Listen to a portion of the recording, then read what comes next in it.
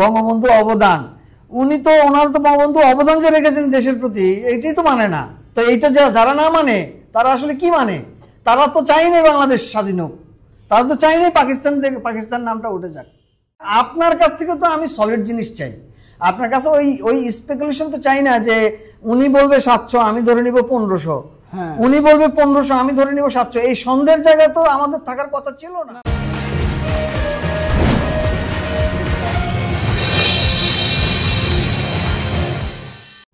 News and views by Nuruzzaman লাবুর পক্ষ থেকে আপনাদের সবাইকে শুভেচ্ছা।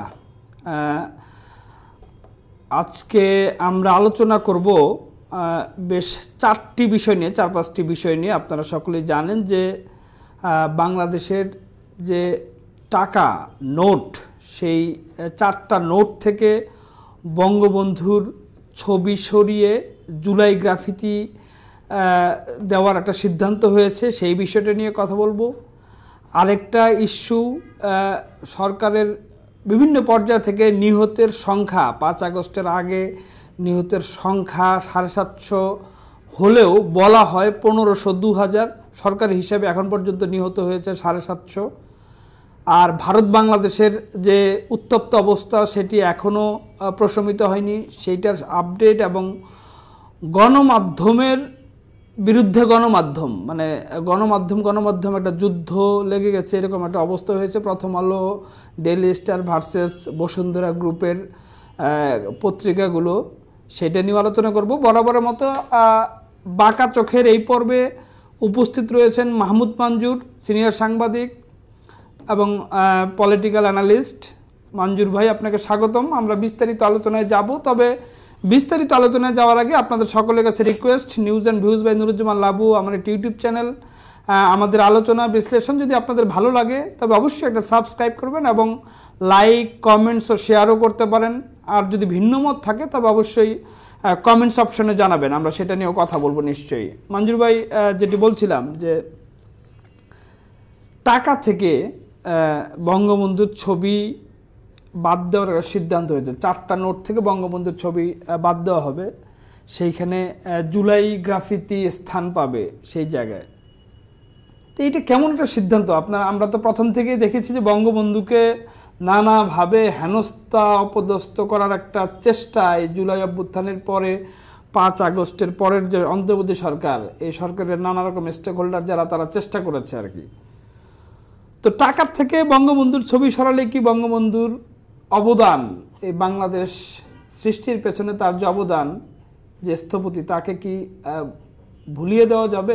এখন বিষয়টা হচ্ছে যে আপনি যেটাকে অবদান বলছেন বা ভাবছেন, যারা এই কাজগুলি করছে তারা তো সেটাকে অবদানই মনে করেন। তারা তো মনে করে উনি সম্ভবত অবদান রাখেননি, উনি ক্ষতি করে দিয়েছেন। আমি জানি না তারা এটাও ভাবেন কিনা পাকিস্তান যে 2 ভাগ হয়েছে, বাংলাদেশ যে স্বাধীন হয়েছে, সেটাও তারা চান কিনা। যদি তারা চাইতেন তাহলে তো বঙ্গবন্ধুর বা শেখ মুজিবুর রহমানের অবদান কি ছিল এটা তো জানার কথা। হ্যাঁ, আপনার বঙ্গবন্ধুর স্বাধীনতা উত্তর বাংলাদেশে বঙ্গবন্ধুর রাজনৈতিক স্টেপ বা শাসনামল নিয়ে আপনি সমালোচনা করতে পারেন, কিন্তু অ্যাজ এ লিডার বা অ্যাজ এ আমাদের মুক্তিযুদ্ধের মহানায়ক হিসেবে, লিডার হিসেবে তো তার আসলে ভূমিকা তো প্রকাশ্য। এখন আপনি যখন তাকে বাদ দিতে চান, তার নাম মুছতে চান, তাকে নিয়ে প্রশ্ন করতে চান, তাহলে তো আপনাকে নিয়ে যথেষ্ট সন্দেহ হওয়ার কারণ আছে। আপনি ফ্যাসিস্ট সরকার হিসেবে শেখ হাসিনাকে আপনি বাদ করতে পারেন, নামাইতে পারেন, তাড়াইতে পারেন, তার নামে যা ইচ্ছা তা বলতে পারেন, এবং সেটার গ্রাউন্ড আছে। দেশের ইকোনমি বলেন, আইনের শাসন বলেন, লুটতরাজ বলেন, গুম খুন বলেন, চাঁদাবাজি বলেন, এগুলির যথেষ্ট কারণ আছে। আপনি শেখ হাসিনাকে ভিলেন বানান, গালি দেন, কিন্তু এখানে বঙ্গবন্ধু বা শেখ মুজিবুর রহমান লোকটার অপরাধটা কোথায়? আপনি তার ছবি সরায় ফেলবেন, নাম সরায় ফেলবেন, এবং তার ভাষণ এই সরানোর রাজনীতি কি প্রথম? আপনি ধরেন, আমি ধরেই নিলাম যে শেখ হাসিনার পিতা হিসেবে ওনারা ট্রিট করছেন বঙ্গবন্ধুকে, আর কিছু হিসেবে ট্রিট করছেন, এই হিসেবে ধরে নিলাম যে তারা এটা শেখ হাসিনার দোষের জেদের কারণে, দোষের কারণে তার বাবার ছবিটা সরাচ্ছে, আমি মানলাম। এই যে আপনার মনে আছে কিছুদিন আগে এই সরকার আসার পরে মেট্রো রেলের যে কার্ডে কি ছবি ছিল?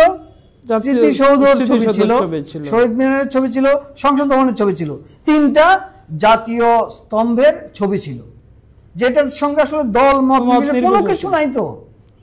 তো সেই ছবিগুলি সরাই আপনি কি করছেন, মেট্রো রেলের একটা কার্টুন ছবি আপনি দিয়ে দিয়েছেন, ওই ছবিগুলো কিন্তু ওইটার একটা ব্যাখ্যা দিয়েছিল যে এইটা নাকি আগেই সরানোর একটা প্রক্রিয়া শুরু হয়েছিল আওয়ামী লীগ আমলে আর কি, কিন্তু সেটা একটা বিষয় আওয়ামী লীগ আমলে মধ্যে পড়ে না। স্মৃতিসৌধের ছবি সরিয়ে মেট্রো রেলের ছবি দিবে, এটা তো কোনো যুক্তির মধ্যে পড়ে না।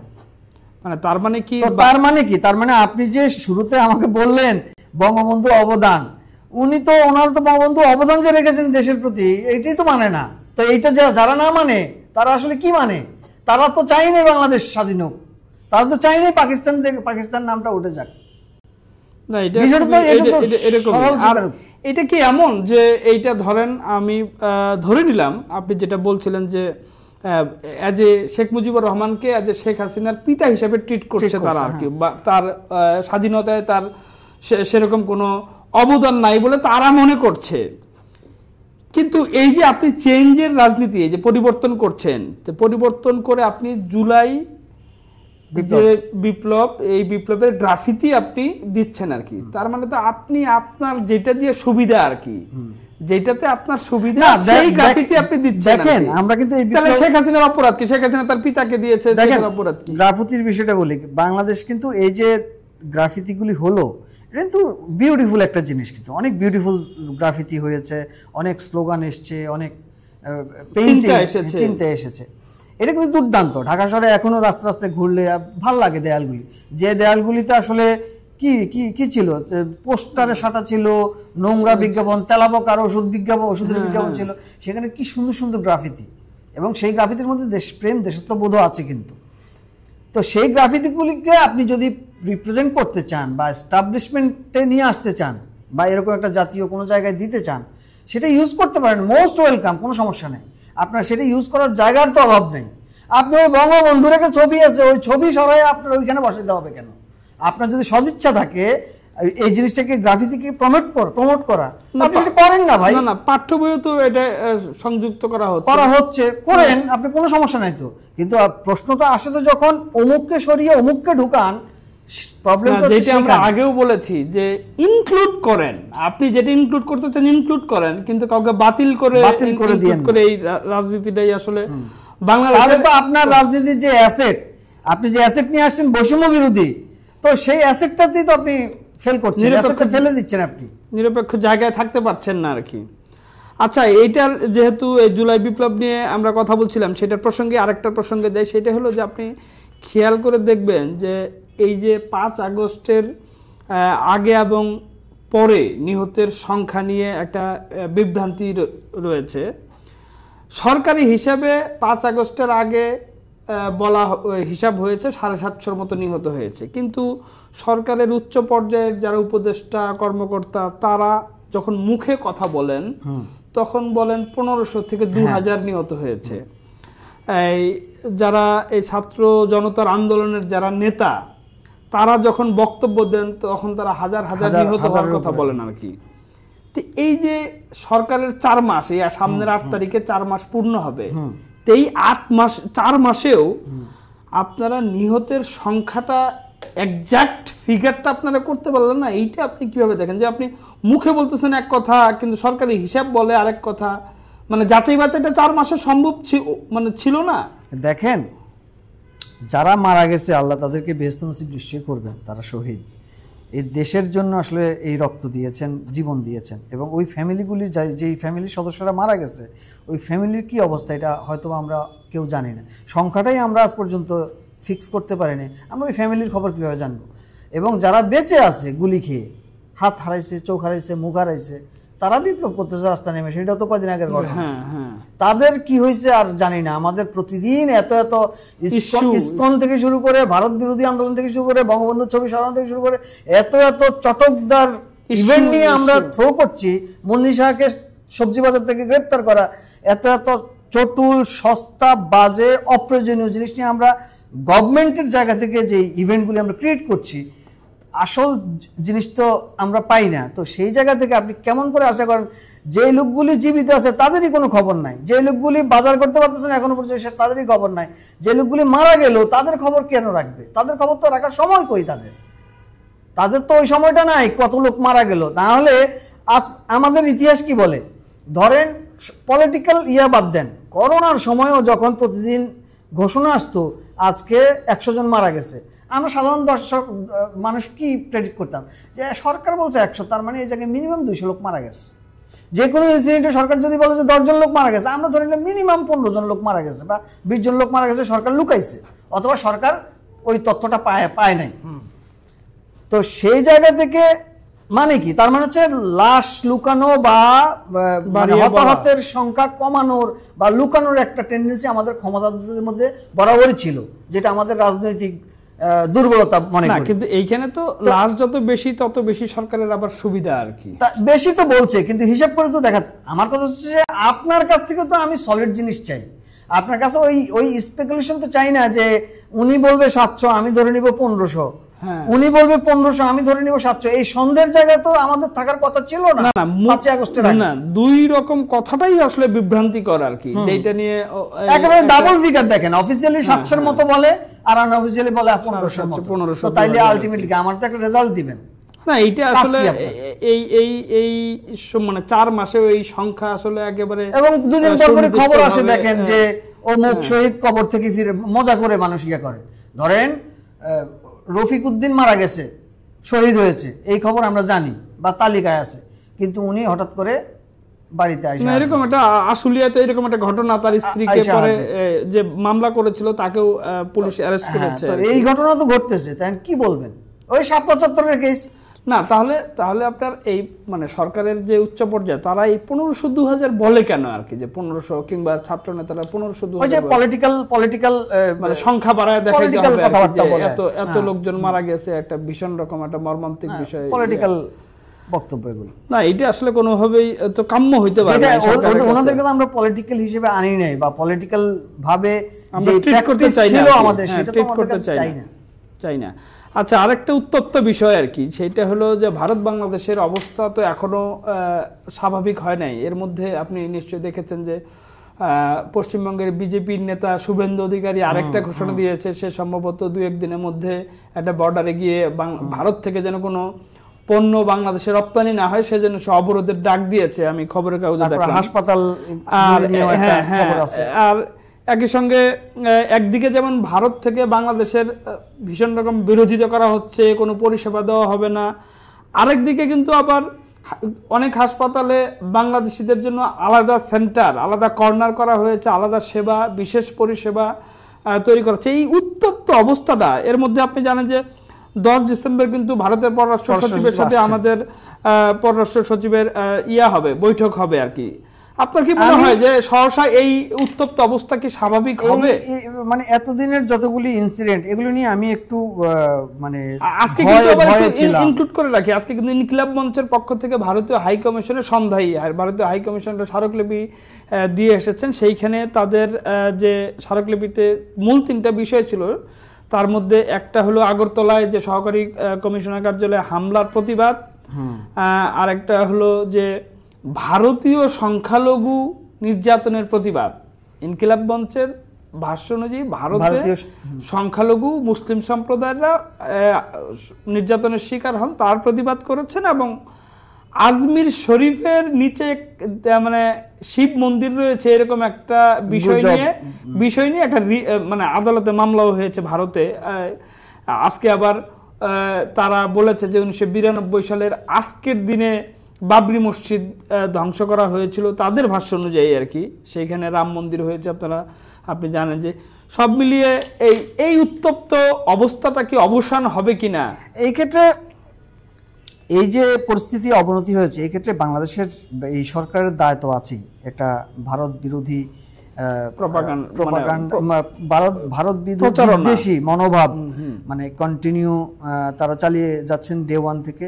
কিন্তু একই সঙ্গে এই ভারতের প্রায় 1/2 শতাধিক মিডিয়া আছে যারা কিন্তু খুব বাজেভাবে, নেতিবাচকভাবে বাংলাদেশের বিপক্ষে কাজ করছে বা সংবাদ প্রকাশ করছে, যেটা আমার কাছে খুবই আনএক্সপেক্টেড মনে হয়েছে, দৃষ্টিগত মনে হয়েছে।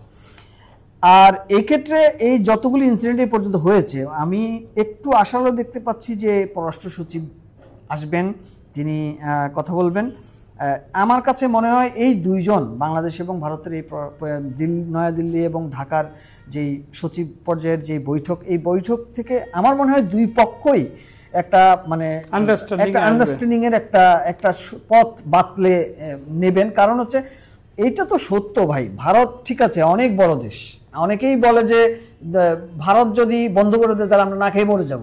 আবার অনেকেই বলে যে ভারতকে যদি আমি অ্যাভয়েড করি আমাদের কিচ্ছু হবে না, আমরা আরো ভালো থাকবো। দুইটাই কিন্তু একেবারে মানে কাল্পনিক কথাবার্তা। বিষয়টা হচ্ছে আমরা দুইটা পাশাপাশি দুই ফ্যামিলি আমার আসলে একসঙ্গে আন্ডারস্ট্যান্ডিং কম্প্রোমাইজের মধ্যে দিয়ে আমার থাকতেই হবে। উভয় পক্ষের একে অপরকে অশান্তি করে আমরা কেউ ভালো থাকবো না, সোজা কথা।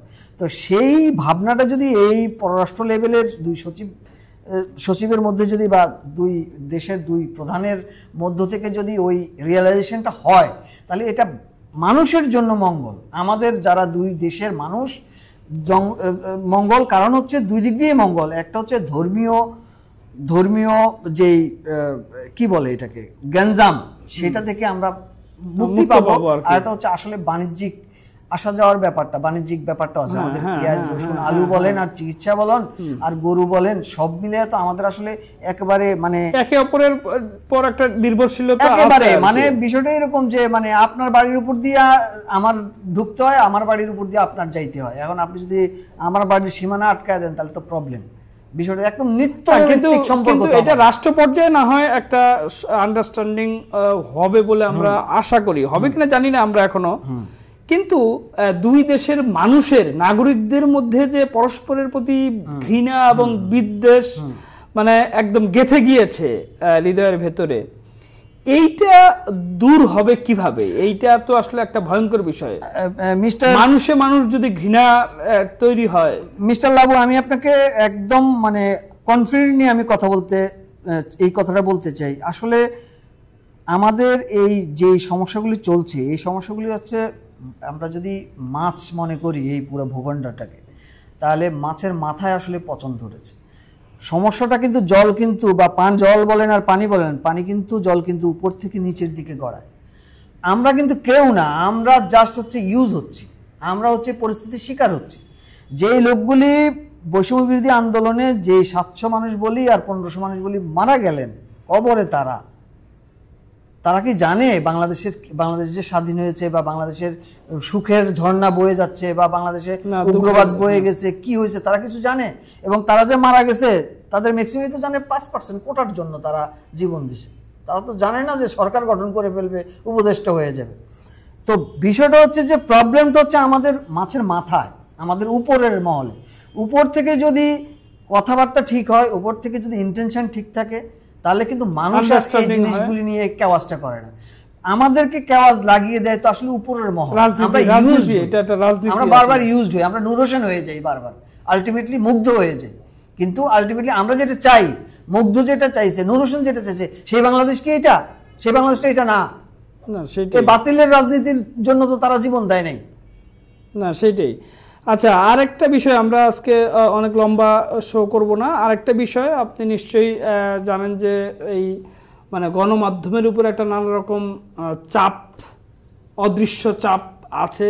আমি গতকালকেও বলেছি যে আইসিটি থেকে, ইন্টারন্যাশনাল ক্রাইম ট্রাইব্যুনাল থেকেও একটা নির্দেশ এসেছে শেখ হাসিনার বিদ্বেষমূলক ভাষ্য যেন প্রচার না করা হয় এবং আগে যেগুলো প্রচার হয়েছে সেগুলো তুলে ফেলা হয়।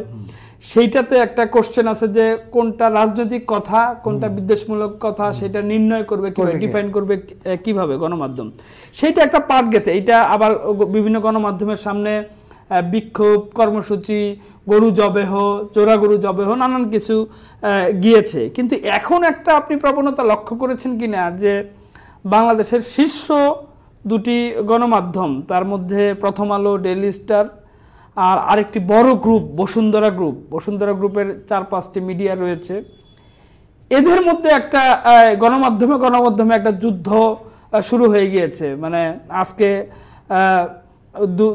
একদিন দুদিন আগে প্রথম আলোর ফার্স্ট পেজে, প্রথম পৃষ্ঠায় বসুন্ধরা গ্রুপের মালিকদের বিদেশের যে সম্পদ সেটি জব্দ করার নির্দেশ দিয়েছে আদালত বা দুদকের পক্ষ থেকে নির্দেশ দেওয়া হয়েছে। সেইটা একটা নিউজ হয়েছিল। আজকে কালের কণ্ঠ, বাংলাদেশ প্রতিদিন, বাংলা নিউজ, এদের লিড হলো যে তারেককে বেকায়দায় ফেলার জন্য চেষ্টা করছে প্রথম আলো। ওরা সরাসরি বলেছে, প্রথম আলো তারেককে -2 ফর্মুলার উদাহরণ এনে বলেছে। এই যে গণমাধ্যমের বিরুদ্ধে যুদ্ধ ঘোষণা, এটা তো বাংলাদেশের যে গণমাধ্যম, সেই গণমাধ্যম এমনিতেই একটা ভীষণ রকম একটা চাপ, নানামুখী একটা অস্থিরতার মধ্যে রয়েছে।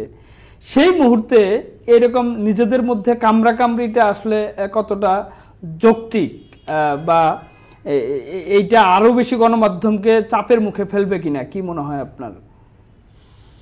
কি বলবো, মানে এই কথাগুলি তো আসলে হতাশার। ধরেন কাকের মাংস কাকে খাচ্ছে, বিষয়টা এরকম আর কি। এবং এই দুই পক্ষের এর আগেও কিন্তু যুদ্ধ আমরা দেখেছি। সেটাই বলছিলাম যে দুই পক্ষ আসলে বাংলাদেশের গণমাধ্যমের সবচেয়ে বড় দুইটা হাব হচ্ছে আসলে এই দুইটা।